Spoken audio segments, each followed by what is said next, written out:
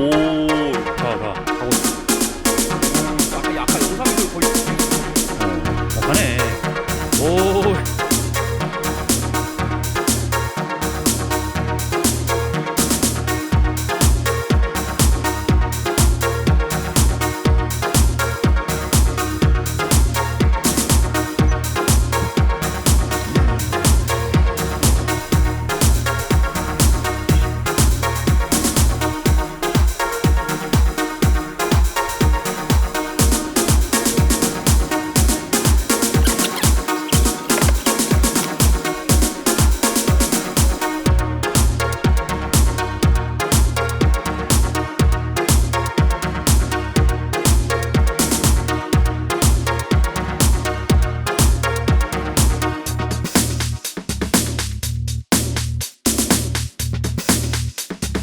네, 안녕하세요. 카리포트 임재범입니다.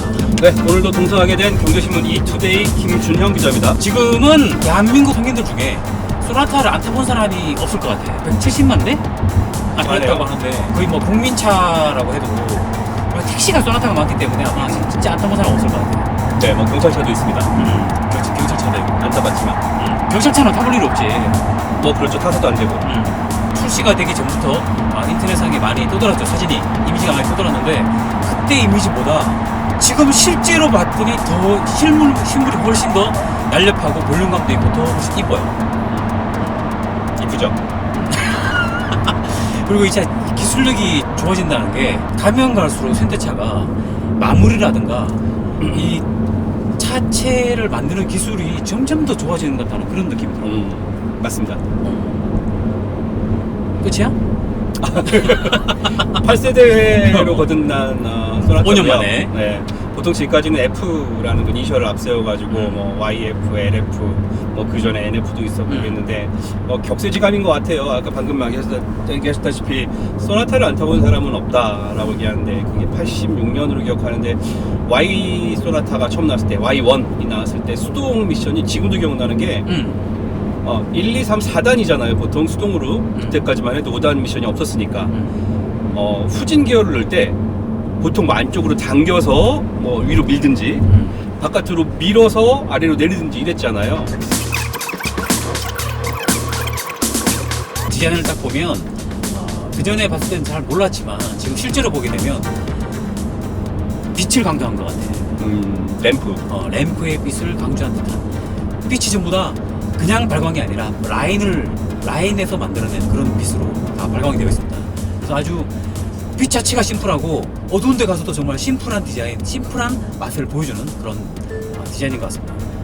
아이덴티티가 많이 좋아지긴 했는데 유럽차 같은 경우에는 전방에 이 데이타임 러닝 라이트를 넣을 때 본네트를 좀 파고드는 경향이 있어요. 그래서 SM6도 본닛을 깊게 파고들었고 뭐 푸조도 마찬가지고 본넷을 뭐 사자 이빨 형상화하듯이 파고들었는데 일본이나 한국차 같은 경우에는 본닛 또는 이제 팬더 라인으로 이제 라인을 길게 뺏는 식이 많아졌죠. 유행이긴 한데 뭐 가장 최신이어서 그런지 몰라도 현재까지 나와 있는 데이타임 러닝 라이트 중에서는 단연 돋보이는 것 같습니다. 그 실내 디자인도 보면 근데 지금 앉아있다고 아까는 옆자리에 앉았고 지금 운전석에 앉았는데 그냥 느낌이 이 차는 중형차 느낌이 아니라 준대형차 느낌의 실내 공간과 그런 그 무겁감이 있는 것 같아요. 실내 공간이 이 하나하나 마감도 그렇고 가죽 재질도 그렇고 특히 디스플레이가 10.25인치 네. 그리고 계기판은 12.3인치인가? 그래서 확실히 디자인이 모니터가 크면 그만큼 먹고 가는 게 많은 것 같아요. 고급스러움을. 이 디테일도 마찬가지인데 현대차에서 이 차의 디자인을 주도했던 디자인 센터의 이상엽 전무가 얘기하신 이 스포티한 감각을 이 차에 어떻게 접목을 시켰느냐라고 이렇게 물어보면 이 세부적인 디테일, 뭐 램프나 뭐 사이드 미러나 휠 디자인이나 이런 쪽의 스포티를 강조하기보다 가장 강조된 부분이 이 A, B, C 필러 라인으로 스포티를 강조했다라고 그렇지. 말씀하시는 게 실내에도 고스란히 좀 내려앉았거든요. 근데 지금도 보시다시피 눈에 보이는 눈으로 보고서 정보를 얻어야 되는 가장 윗부분은 계기판부터 디스플레이까지 전부 다 일렬로 지금 구성이 되어 있고요.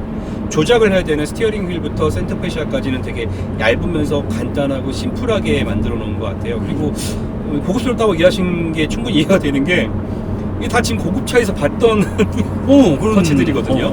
예컨대 이 송풍구 얇게 해서 뿜어오게 그 디스플레이하고 구분한 거는 아우디 A7 분위기에서 많이 봤었고요. 스티어링 휠 같은 경우도 제네시스가 좋아하는 그런 동그란 홈부터 해서 포스포크 라인 전체적으로 다 고급스러운 것 같아요. 일단 이 차체가 일단은 더 기존보다도 더 길어지고 넓어지고 낮아지는 상태잖아. 그러니까 주행감도 좋아지고 그 실내가 일단 넓어지니까 이 시트가 이 크기가 넓이가 이거는 중대형차 넓이야. 시트 넓이야, 그죠? 차의 그 공간감을 얘기를 할 때 가장 중요한 게 이 헤드룸 공간이 어느 정도라고 얘기를 하는데 헤드룸보다 사실 차를 오래 탔을 때 가장 그 피로감을 덜 느낄 수 있는 게 레그룸이에요. 발을 움직일 수 있어야지 사람이 좀 편하다고 생각을 하는데 발 공간이 좁으면 굉장히 답답하거든요. 그렇지. 그런 면에서 레그룸 지금 저희가 좀 다리가 긴 편은 아니지만 굉장히 여롭습니다. 근데 일단 넓이가 확실히 넓어졌어.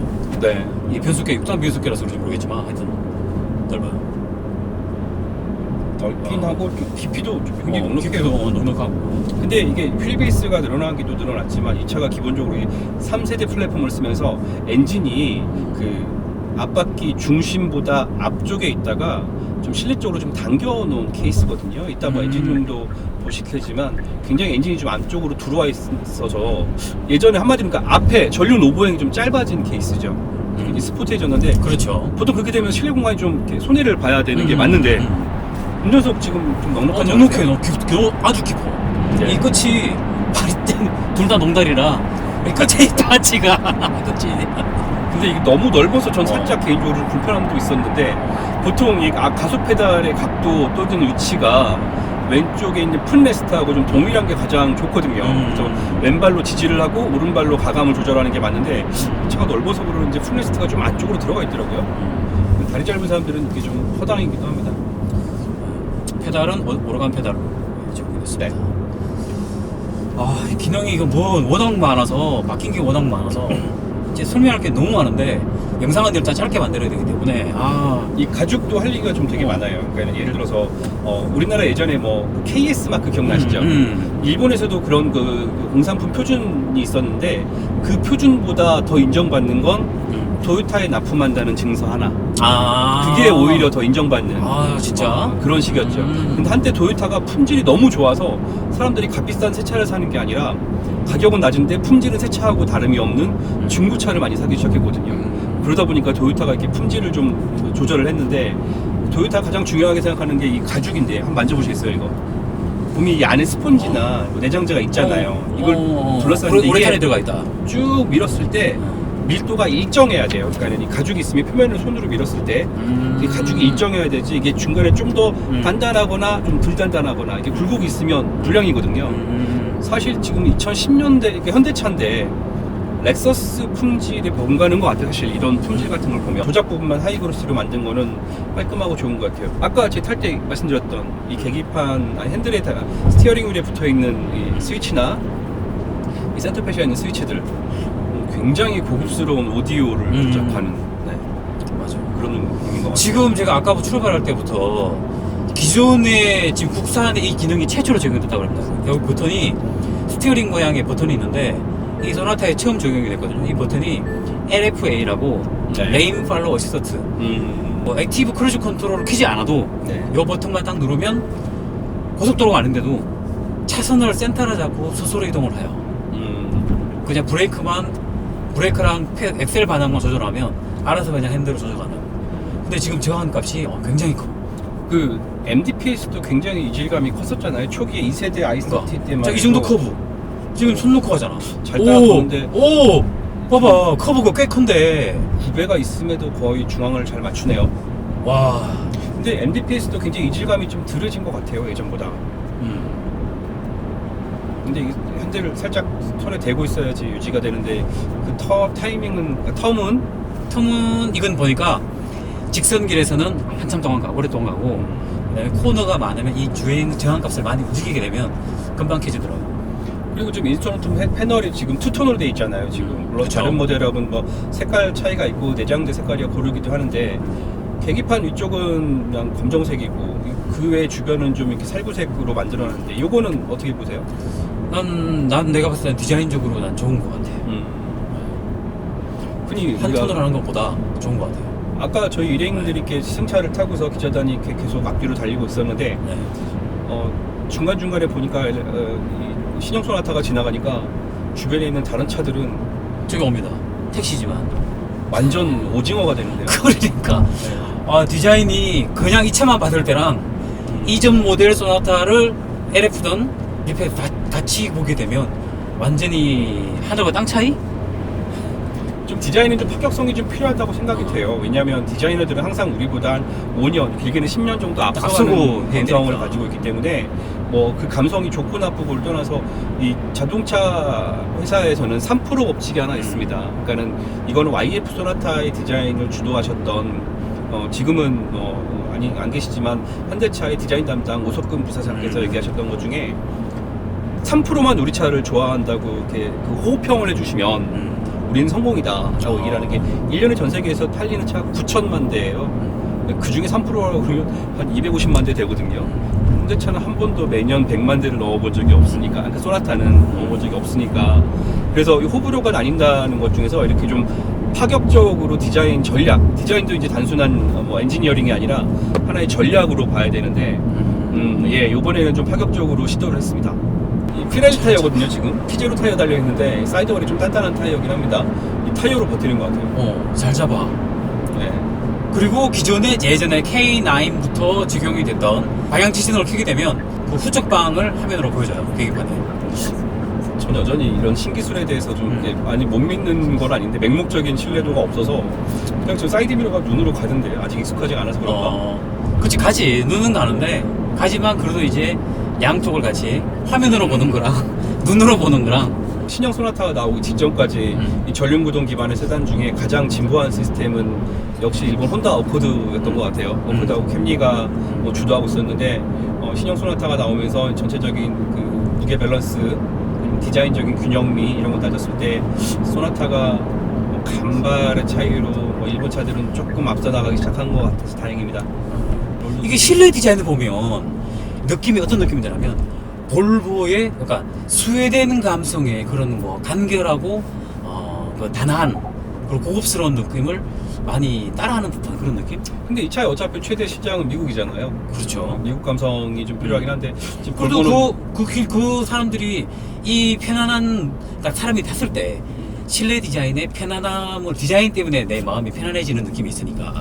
아마 이 내장재 색깔 때문에 생기는 편견이 아닐까 싶기도 한데. 그런가? 볼보가 이 색깔 좋아하잖아요. 그렇지. 네. 근데 그래도 이 디자인 자체가 이게 보통 대시보드를 보면 이 부분이 높거나 이게 안으로 유리팀이 거의 잘 없거든. 지금 자세히 보시면 이 패널 안에 지금 하나의 지금 이중으로 돼 있잖아요. 그러니까 예를 들어서 독일 메르세데스 벤츠가 좋아하는 이 디스플레이긴 한데 전체 한 면인데 한 면 안에서 이 정보가 나오는 게 아니라 그러니까 현대차니까 양산차로서 이 정도 감각을 따라가면서 가격도 여기에 맞춰놓을 정도면 정말 현대차가 차를 잘 만들기도 하지만 소비자 성향을 잘 파악하는 것 같아요. 기아 변속도 버튼으로 바뀌었습니다. 전자식 버튼으로 바뀌었어요. 그래서 저는 뭐 아주 좋아하는 변속기 타입은 아니지만 그래도 좀 더 미래지향적인 그런 변속기로 현대차가 이제 앞으로 모든 차가 이 전자식 버튼으로 바뀐다고 합니다. 버튼 사이즈는 어떻게 보세요? 전 개인적으로 좀 크지 않나 싶은 생각이 좀 들긴 하는데. 난 이거 더 컸으면 좋겠는데. 버튼은? 진짜요? 너무 작으면 네. 좀 잘못 누를 수 있을 가능성이 높을 것 같고. 그리고 나는 이 버튼이 예를 들어서 이 나란히 있잖아 이렇게. 나란히 있으면 버튼을 잘못 누를 경우가 생길 것 같아. 나 같으면 후진 버튼은 뒤쪽에 붙이고 중립 가운데 드라이버는 이쪽에. 그러니까 파킹은 뭐 좀 더 앞쪽에 있다든가 이런 식으로 해서 이 배열을 좀 더 다르게 하면 이 손에 잡은 상태에서 이렇게 할 수 있게끔. 얘는 좀 약간 플랫한 개념이고 혼다가 살짝 그 각도가 좀 있고. 네. 내장재는 무늬는 직물인데 굉장히 부드럽네요. 그러니까 되게 부드러워. 약간 음영이 보여서 예전 뭐 알칸타라 뭐 스웨이드까지는 아니어도 그리고 우리 아까 너무 놀랐던 거 이 세차 증후군 요즘 걱정하시는 분들 되게 많으신데 세차 냄새가 안 나. 되게 신기하죠. 세차 냄새가 전혀 안 나고. 보통 머리 아프고 이래야 되는데 그러니까 박수. 이거 이제 박수 쳐야 돼. 재질을 진짜 좋게 쓰는 거 같고. 계기판도 바뀌었습니다. RPM 게이지가 속도계와 RPM 게이지가 위치가 바뀌고, RPM 게이지 바늘이 시계 방향으로 움직이는 게 아니라 반대 방향으로 움직여요. 바늘이 동시에 안으로 모이는 방식으로. 요즘 유럽에서 인기를 얻고 있긴 한데 속도계는 시계 방향으로, 그 옆에 있는 이제 회전수 게이지는 시계 반대 방향으로. 그래서 게이지가 이렇게 모아지는 게 요즘 유럽에서 인기라고 하는데, 아시아, 일본하고 한국차 또는 미국을 겨냥해서 차를 만드는 모델 같은 경우에는 보통 계기판 속도 게이지가 0, 20, 40, 60, 80 짝수로 나갑니다.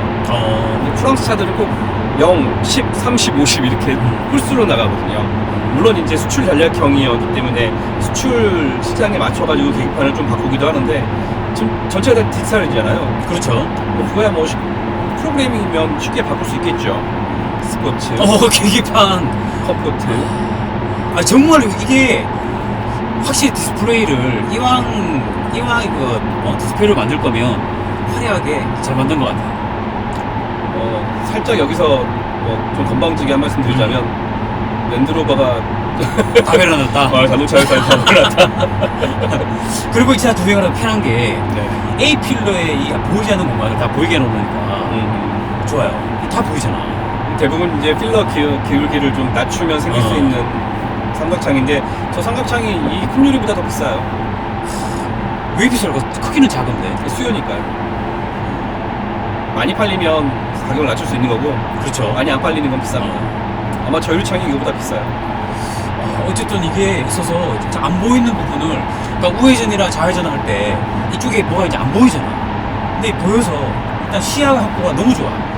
보통 이제 이 삼각창을 없애기 위해서 필러를 아래쪽으로 내려갈수록 두껍게 만들고, 앞면 일렬의 유리창을 좀 더 키우는 방식을 많이 쓰는데, 그렇게 되면 필러에 가려서 시야가 아무래도 좁아지겠죠. 네, 그렇죠. 이 삼각창으로 사실 볼 수 있는 건 많지 않은데, 심리적으로 되게 이제 그 시야가 좋다 이런 느낌을 주는 것 같아요.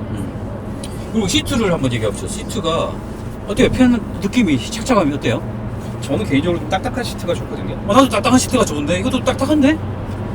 이 앞에는 말랑말랑하고 엉덩이는 딱딱해. 제가 그래서 지금 이게 맞춰주는 게 지금 허벅지부터 엉덩이까지 잘 맞춰주는 것 같은 그런 시트. 제가 타는 차보다는 좀 말랑한 것 같아서 저는 개인적으로. 차가 뭐예요? 아침에 제네시스 타고 왔습니다. 제네시스. 아니요, 제네시스랑 비교하는 건가? 아니요, 내장기 재질도 굉장히 마음에 들고요. 이 하이패스 얘기하시죠? 하이패스. 이 하이패스가 블루미스로 좋아졌는데, 하이패스가 어디 있냐 그러면 이 상단에 썬루프랑 이 컨트롤하는 이 조명등 안에 하이패스 카드를 꽂을 수 있는 조건이 생겼습니다. 그리고 또 블랙박스가 생겼잖아. 네. 블랙박스라고 그래야 되나? 이거 블랙박스가 블랙박스라고 통칭이 일반 명사가 돼버렸죠, 이제. 이 버튼을 누르게 되면 블랙박스를 내가 원하는 만큼 시간을 찍을 수도 있고, 타임레스로 해서 찍을 수도 있고요. 그래도 블랙박스는 난 따로 또 다를 것 같아. 근데 이게 지금 현대차에서 이 순정품으로 출고 당시에 이 블랙박스 기능 카메라를 달고 출시하는 게 전 세계 최초. 라고 하는데 그게 맞는 얘기인지는 모르겠어요. 그러니까는 그게 좋다 나쁘다를 떠나서, 난 좋은 것 같아요. 해외에서는 모르겠지만 아마 수출용은 빠지지 않을까? 근데 경제신문 기자의 눈으로 보면 네. 지금 공정거래위원회에서 대기업의 골목상권 침범을 좀 막고 있는 상태였고, 중고차 매매업 같은 경우에는 중소 중견기업의 몫이다라고 해서 SK그룹이 온오프라인에서 SK엔카닷컴, SK엔카 직영몰 같은 중고차 사업을 하다가 대기업의 골목상권 침범이라는 우려를 해소하기 위해서 지금 전부 다 중고차 사업을 뗀 상황이거든요. 그렇죠. 현대차그룹은 오히려 역으로 진출하고 있어요, 골목상권으로. 현대글로비스가 이제 중고차 플랫폼 사업을 시작을 한다고 공언을 했는데, 플랫폼 사업이지 중고차 사업이 아니다 라고 얘기는 하고 있지만, 중고차 사업을 오프라인도 들어갈 예정이고요. 도매 이외에, 그렇죠. 경매 이외에. 이게 사실 블랙박스도 사실 중견기업이나 중소기업이 개발하고 소규모 자영업자들이 이거를 장착을 하고 생계를 유지하는 분도 계신데, 이것마저 현대차가 가져간다 그러면 좀 논란이 있을 것 같아요. 그래도 일단 순정구로 차 생산될 때부터 난 잘 달려있으니까 나는 이 부분에서는 그거는 다 제외하고, 네. 일반 그냥 소비자 입장에서 보면 네. 난 좋아요. 따로 장착을 안 해도 되고 지저분하지도 않고 네. 네. 제이스도 보상받을 수 있는 거니까. 네, 뭐 깔끔하죠. 네, 깔끔하고 하니까. 아, 근데 이게 프레임리스 룸미러 같은 경우는 이게 그러니까 완벽하게 프레임리스는 아니잖아요 지금. 그렇죠. 완벽하진 않지만 베젤이 좀 그래도 보이죠. 보이긴 한데 그냥 거의 깔끔해요. 그러다 보니까 깔끔해졌어요. 예전에 하이패스 룸밀러가 ECM 기능까지 포함하다 보면 룸밀러 사이즈만큼 베젤이 두꺼웠잖아요. 그렇죠. 버튼도 눌러야 되고 이러니까. 근데 그 버튼들이 사라지고 좀그 프레임리스처럼 이렇게 좀 얇아지면서 시야도 좀 많이 좋아진 것 같아요. 좋아진 것 같아요. 그러니까 1세대 소나타 와이카 얘기하면서 미쓰비시 갤랑의 수동 미션을 들어왔다는 얘기를 하면서 진짜 출발했는데 격세지감입니다. 대단하죠. 그러니까요. 대단했어요. 리모컨으로 차를 앞뒤로 누를 수 있는 시대가 됐어요. 맞아요. 그 디젤 공간도 꽤 넓어요. 저 퓨젤이 안 타봤어요. 꽤 넓고 뒷자리 더워도 창문이 하나예요. 두 개로 앞뒤로 이렇게 뒤에 나눠진 게 아니라 하나의 통으로 그냥 유리가 돼 있어서. 그렇게 되면 아마 다 내려가지는 않을 거예요. 네. 대부분의 전륜구동 FF 세단 기반의 세단들 대부분이 앞 오버행이 길었다는 거죠. 그렇죠. 앞바퀴 중심부터 앞 범퍼까지 길이가 굉장히 길었는데 현대차는 어떻게든 이거를 이게 우선 뭐 물론 FR 기반의 세단들을 보면 되게 짧잖아요. 그렇죠. BMW 벤츠 보면 거의 뭐 앞 오버행이 뭐 몇십 센치 차 정도일 정도로 짧은데 물론 그렇게 되면 이렇게 핸들링부터 해서 주행 안정감이나 그렇죠. 좋아지는데 현대차는 지금까지 긴 오버행을 디자인으로 커버를 했거든요, 사실. 헤드램프를 펜더까지 끌어당기면서 앞부분이 좀 짧아 보이게끔 노력을 많이 했었는데 3세대 플랫폼부터는 실제적으로 좀 짧아졌어요. 네. 엔진이 안쪽으로 좀 들어왔고 트랜스미션부터 해서 엔진이 조금 이따 엔진 좀 보시면 아시겠지만 좀 많이 컴팩트해졌고요. 예전에 그렇죠. CVV 엘보 엔진하고 똑같은데 미션 세팅을 좀 달리해서 엔진을 좀 앞으로 밀어넣고 휠베이스가 늘리면서 실내 공간을 확보하는과 동시에 차체가 조금 낮아졌어요. 그쵸. 차 무게중심이 낮춰진 거죠, 아무래도. 예. 근데 이 롤센터를 결정짓는 게 서스펜션 윗부분, 서스펜션의 각도거든요.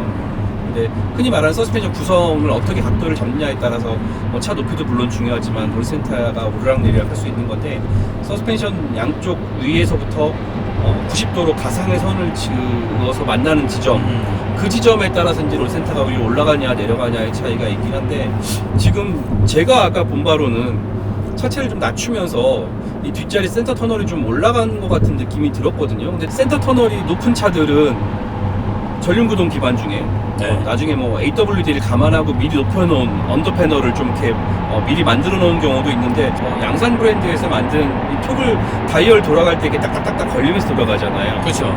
저 이 감각이 거의 뭐 불과 몇 년 전에 렉서스 수준인 것 같아요. 근데 렉서스 정도면 사실 이 감성 품질로는 그러니까 브랜드 최고죠, 이미지를 떠나서 솔직히. 아우디 못지않은 감성 품질을 지니고 있는데 지금 거의 그 수준까지 제네시스가 아니라 현대차임에도 불구하고 접근해 있는 것 같아요. 보통 스팟 용접을 하면 좀 세시가 단단해지거든요. 그렇죠. 근데 스팟을 많이 줄였음에도 이 정도 강성을 유지한다는 건 그리고 이 프레임이 바뀌면서 새로운 플랫폼으로 바뀌면서 이 프레임 자체가 또 무게가 줄어들었잖아요. 아 그래요? 무게 줄었어요. 그래서 몰랐어요. 차체 무게가 아까 보니까 뭐 150kg 이상 줄었다고 그러는데 네, 많이 줄었습니다. 차 무게가 줄었다는 얘기죠. 최고 출력을 줄여낸 거에 대해서는 사실 정확한 명확한 해석을 못 들었는데 일단은 이제 2.0 CVVL NA 엔진을 이제 실하고 먼저 출시를 하고 이 마케팅 전략이죠. 뭐 2.6 터보 하이브리드 그다음에 소나타 스포츠라고 해서 또 나오지 않을까. 아 2.5 디젤은 또 나올까요? 디젤? 글쎄요. 현대차 있는 디젤도 단종하는 중이라 그러니까 디젤 나올지 안 될지 모르겠지만 아무튼 또 일단 처음에는 차 나오겠지만 점점 더 엔진이 여러 가지 엔진 사용을 해서 나올 겁니다 아마. 그러니까 예컨대 디젤 엔진은 사실상 유럽 시장을 겨냥한 거고 가솔린과 가솔린 하이브리드는 미국 시장을 겨냥한 그렇죠. 차인데 이 차는 뭐 다분히 미국 시장을 겨냥하고 만들었고 우리의 감성보다 어쩌면 미국의 감성을 더 따져서 만들었던 차이니까 뭐 디젤이 나올 가능성은 사실상 좀 없다고 보고요. 하이브리드는 뭐 나오겠죠. 이제 가솔린 2.0 가솔린 NA가 얼마나 팔리냐에 따라 달라지겠죠. 지금 한 5km 정도 달렸으면 5km, 10km 달려온 것 같은데 내가 연비 세팅을 했어요 중간에. 네. 연비를 눌렀어요. 지금 현재 서울 외곽순환도로 북부 지역을 달리고 있습니다. 연비가 26.3이야. 지금 몇 킬로 항속? 지금 100으로 항속을 하고 있는데 네. 좀 전에 톨게이트 지나면서 살짝 오르막길이라서 심지어 연비가 점점 줄고 있어요. 근데 이게 실련비가 이만큼 계속 유지가 되냐가 중요한데 그렇지. 이거는 장거리를 내가 항상 네. 테스트하는 게 한 350km 이상 시속 100으로 테스트를 해서 크루징한 상태여서 크루징 상태로. 네. 복합 연비하고 좀 거리가 멀어 보이고요. 그래도 그치, 멀어 이 보여. 정도 찍을 수 있다는 것 자체가 대단한 대단한 것 거죠. 같아. 지금 일단은 20km는 넘어요. 장거리 고속 주행을 하게 되면 시속 100km로 장거리 고속 주행을 하게 되면 20km는 넘습니다. 20이야. 계속 20을 넘어. 이거 웃긴다 이 차 이거. 그것도 그냥 지금 스포츠 모드야. 스포츠 모드 기어비 변속이 안 되니까요. 그렇지. 어차피 에코 모드로? 때는 그러니까 그 크루징 할 때는 그렇지 똑같이. 모드하고 상관이 없는 네. 락업이 물리냐 안 물리냐 뭐 그 차이는 있습니다만.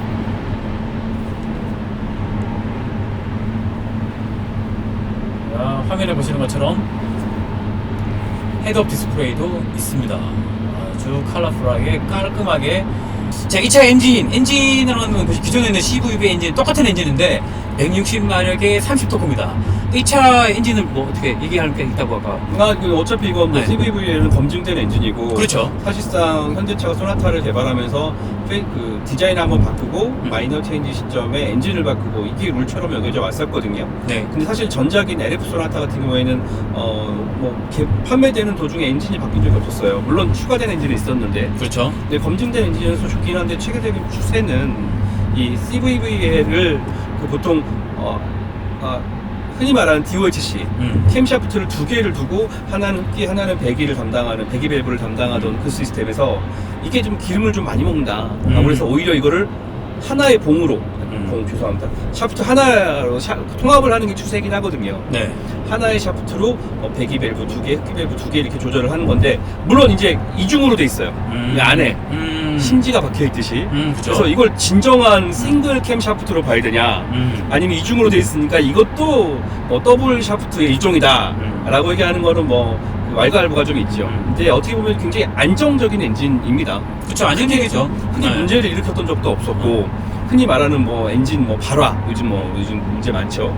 그런 면에서 봤을 때 굉장히 안정적으로 끌어갈 수 있는 엔진이고 왜 엔진이 안 바뀌었어요? 라고 물어보면 사실상 지금 이 상태에서 이 등급에 있어서 가장 적절하고 검증된 안전은 물론이고 성능도 연비도 검증된 엔진이기 때문에 크게 문제될 거 그런데 없으면서 지금 말 많은 게 6단 변속기가 적용됐단 말이에요 이 차에. 네, 그 부분에 대해서 어떻게 생각하세요? 전 세계에서 이 변속기까지 같이 만드는 회사가 몇 군데 안 되잖아요. 아니 그러니까 네. 기존의 소나타는 7단 디시트도 있고 8단도 들어갔었는데 네. 왜 신차라고 왜 6단 변속기를 넣냐, 이게 지금 제일 사람들이 말이 많은 부분인데. 제품 전략 가운데 하나로 보이는데 저는 나쁘지 않은 것 같아요. 2.0 NA면 6단 변속기 맞지 않나 싶은 거죠. 2.0 NA에 네. 6단이면 맞다. 네, 오히려 지금 이 등급에는 그러니까 현대차가 벤츠 BMW가 만드는 초대형 세단 같은 차를 못 만들어서 안 만드는 게 아니라 그렇죠. 기술력은 충분히 있음에도 네. 심지어 GM은 말리부 보세요. 지금 요즘은 굉장히 많이 좋아졌는데 바로 전 세대 말리부 같은 경우는 정말 상품성이 이제 떨어지는 디자인이야 호불호가 갈리니까 상품성이 좀 떨어졌는데 이 GM은 이 정도가 글로벌 표준이야. 이게 제너럴 모터스야. 그렇죠. 전 세계 중형차 이렇게 2급에서 이렇게 되게 차가 좋을 이유가 없어 라고 판단하는 것 같아요. 그러니까 2.0에 이 정도 플랫폼에 이 정도 무게에 이 정도 가격에 팔리는 차는 가장 많이 팔리기 위해서는 디스티야 물론 달면 좋겠으나 그렇죠. 저는 개인적으로 디스티를 이렇게 맹목적으로 선호하지는 않습니다만 딱 이렇게 세팅을 만들어놨을 때 가장 많이 팔리겠다는 계산이 섰겠죠. 단가를 줄이기 위한 목적이 아마 더 크지 않을까라는 생각을 하고 있습니다. 세대 플랫폼에서 디스티가 달릴까요? DCT? DCT는 아직 더 끌어야 될 것 같고 아마 CVT랑 DCT가 아마 잡지 않을까. 제 선입견을 좀 걷어내야 될 게 실내가 너무 고급스러우니 그다음에 굉장히 고급차를 타고 있다는 느낌이 들어서 그러니까 약간 나 브레이크 이 정도 소음이 막아줘야 되는 거야, 더 줄여야 되는 더 줄여야 되는 거 아닌가? 이런 생각이 좀 편견을 좀 걷어내야 할 것 같아요. 야, 이거 진짜 경쟁 모델 차가 뭐가 있을까요? 말리부. SM6. 그 현대차는 말리부하고 SM6를 경쟁차라고 생각 안 할 것 같은데요. 그럼 뭘까? 당연히 캠리겠죠. 캠리. 그치. 토요타 수입차로 생각한 수입차. 국내 시장을 그러니까 국내 시장에서 중형차로 분류를 해서 한다 그러면. 아니 수입차도 캠리랑 다 경쟁 모델이죠. 소나타의 경쟁 모델은 소나타 같은데? 잘 나가네? 생각보다 잘 나가요. 선입견을 많이 줄여야 될 것 같아요. 네. 근데 소리는 좀 심하게 좀 들어오는 편이에요. 근데 이 정도면 나쁘지 않은 수준, 적당한 수준 정도로 보여주고, 그리고 고속에서 약간 불안감이 없잖아 있는데, 이거 노면 때문에. 노면 때문에. 그 뒤에 트렁크 리드 끝단에 립을 단 것처럼 이렇게 튀어나와 있잖아요, 디자인이. 이 부분이 뒤를 좀 많이 눌러주는 것 같은. 앞뒤 무게 배분은 어떨까? 당연히 앞이 무겁겠죠? 전체적으로 앞뒤 무게 배분을 따질 수 있는 차는 아니라고 봅니다. 그러니까 네. 전륜구동 세단을 가지고 앞뒤 무게 배분을 따질 수는 없는데, 다만 휠베이스가 길어지고 좀 껑충했던 시트 포지션, 그러니까 엉덩이 힙 포지션도 내려가 있어요 좀. 네. 그러다 보니까 이제 좀 더 안정감이 생긴 거지, 이 앞뒤 무게 배분을 얘기할 수 있는 차는 아닌 것 같아요. 브레이크!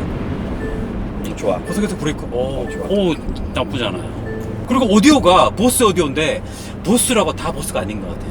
다른 차에 보스 오디오 들었을 때는 좀, 보스인데 왜 이래?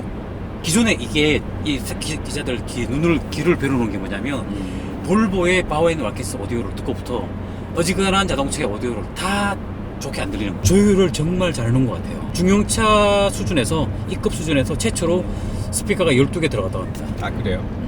좀 뱅앤올uf슨 이후로는 오디오는 막기가 돼서 별로 관심이 없어져가지고. 근데 오디오가 일단 오디오도 난 만족스러운 수준. 소나타가 도어에 스티치를 넣기가 쉽지가 않은 차급인데. 다 안에 우리 탄이 들어가 있네. 솔직히 난 기대를 많이 했는데도 기대만큼의 수준을 갖췄다라는 생각이 들어요. 현대차 역시 이 플랫폼을 폭스바겐처럼 어디에 팔거나 이러진 않겠지만 얼마나 활용하느냐가 관건인 것 같습니다. 앞으로 이 플랫폼 가지고 그랜저도 만들고, 그렇죠. 이 플랫폼 가지고 다 만들겠죠, 다. 다 만들어야 되는데, 소나타의 최대 라이벌은 그랜저 같아요. 어차피 아산공장 캐파가 30만 대 캐파인데 거기에서 나오는 차인데, 저는 오히려 그랜저면 너무 칭찬해 주는 거 아니야? 칭찬으로 들으셨구나. 칭찬이지. 자기 브랜드, 똑같은 브랜드의 상급 차랑 경쟁 모델이라고 그러면 완전 칭찬이지. 난 나온 지 3년 된 차하고 비교한 건데. 근데 또 솔직히 그랜저가 또 이제 페이스리프트가 되니까 올해 말에. 그래서 자, 소나타 8세대 모델 5년 만에 풀 체인지된, 기대감을 많이 하고 있는데 기대한 만큼 잘 팔 것 같아요. 원래 7만 대를 팔 목적으로 한다고 하더라고요. 네. 7만 대는 팔지 않을까, 내 생각에. 이 정도 작품이면 생각을 해봅니다. 단 이 8개월 동안 7만 대입니다. 1년이 그렇죠. 아니라. 8개월이죠. 네. 앞으로 남은 8개월 동안. 네. 한 달에 10,000대 팔아야 되네. 한 달에 10,000대씩. 팔 수는 있을 것 같아요. 이 정도 품질이면. 그랜저도 팔고 국내에서만. 네. 이 차를 한마디로 표현하면 뭐가 있을까요? 나오기만 하면 주변의 모든 차를 오징어로 만든다. 오징어로 만든다. 그만큼 디자인적으로 파격적이고요. 디자인 파격적이고. 근데 색깔이 아까 그 노란색이나 빨간색은 튀지만 어두운 색은 좀 덜 튀는데, 그래도 이 차는 기대했다면 존재감이 있는 것 같아. 기존에 가지고 있던 소나타가 가지고 있던 모든 판결은 다 걷어냈고요. 예전 소나타에 찾아볼 수 있는 건 정말로 이름밖에 없는 것 같습니다. 네, 맞아요. 이름 빼고 완전히 달라진 차. 완전히 풀 체인지된. 나는 지금 장점을 떠나갖고, 난 느낌이, 갖고 싶은 차? 갖고 싶은 차의 목록에 넣어도 될 것 같다는 생각이 드는 그런 차라는 생각이 듭니다. 뭐가 좋다가 아니라. 최대의 단점은? 최대의 단점. 굳이 단점을 찾는다 그러면, 어차피 엔진은 굳이 나올 거니까, 미션 6단? 6단 변속. 이때 만약에 7단 DCT가 들어갔으면 좋겠다. 저는 DCT를 좋아해요. 물어봐 주세요. 이 차의 장단점. 장점은 디자인. 디자인. 나오면 모든 차를 오징어로 만들어 버린다. 또 최대 단점. 단점. 차 이름이 소나타라는 거. 소나타라는 거. 네. 그럼 처음에 소나타 1, 2 할 때, 네. 그러면 됐으면 소나타 8이잖아. 소나타 8. 8차인 거죠. 잘 팔린다는 의미로 받아들이죠. 가장 소나타 좋은 8. 가장 최대 장점은 디자인. 어디 내놔도 절대 다른 완성차 메이커, 일본 차도 마찬가지고 미국 유럽 차에 내놔도 디자인적으로 흠잡을 데가 없고, 이렇게 파격을 좀 내세운 차들이 나중에 스테디 셀링을 좀 하거든요. 다만 한 가지 최대의 약점으로 봐야 되는 건 이 세그먼트. 이 차가 소나타라는 거가 아마 풀어야 될 가장 큰 숙제라고 봅니다.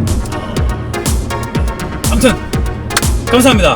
잘 팔릴 것 같은 소나타 8이었습니다. 카리포트 임재범이었습니다. 예, 경제신문 이투데이 김준형 기자입니다.